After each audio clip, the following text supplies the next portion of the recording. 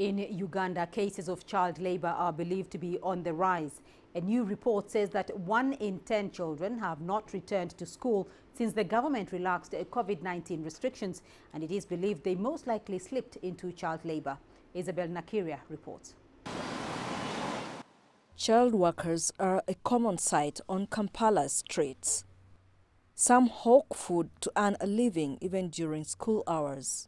And it's now a concern to Ugandan authorities. They need to find alternatives so that children who have been involved in work for pay, can return to school and learn.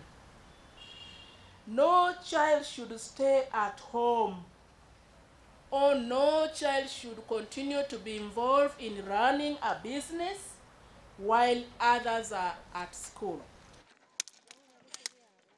The latest National Household Survey shows a 36% increase of children aged 5 to 17 years engaged in some form of labor, including household chores, compared to 21% before 2020.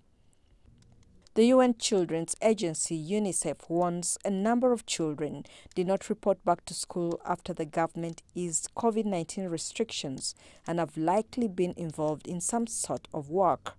The pandemic caused mass disruptions to employment across the globe. As many businesses and governments were forced to shut their doors, it left millions unemployed. In Uganda, many parents who couldn't afford to take their children to school were forced to send them to work to take care of their families. The government says it's working on skills development programs for children who cannot afford basic education. They can take up a trade instead of being exploited for child labor. But I want to report that government already has put in centers all over the regions to try to rehabilitate and vocational training. We are starting with 100 young people in all of these centers so that they can get a skill and maybe later earn some living from that skill.